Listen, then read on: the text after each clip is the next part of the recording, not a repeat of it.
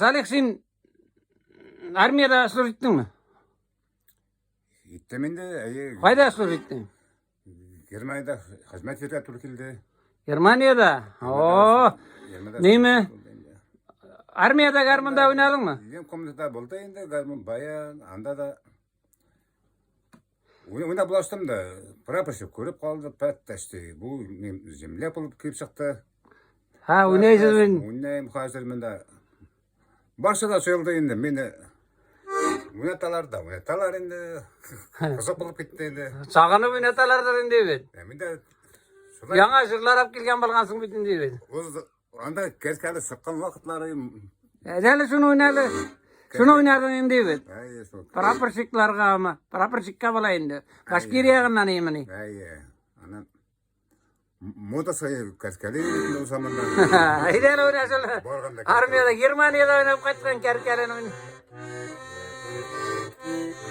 Ana Salih Hakim Germaniyada kerkelen oynayıp kaçkan.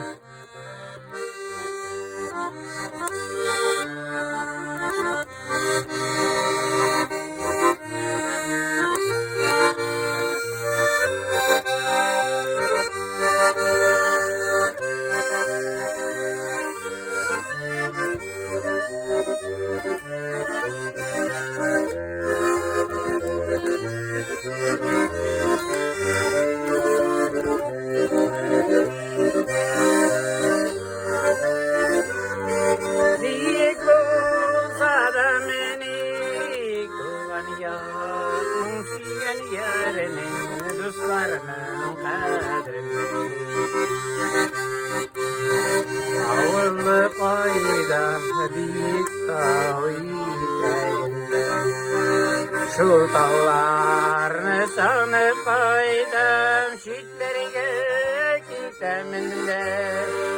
Kerkeli dağları büyük bulsa da beni duaya. Diyen yerinin kuşlarının kadrim benim. Büyük bulsa da beni ya. Diyen yerinin kuşlarının kadrim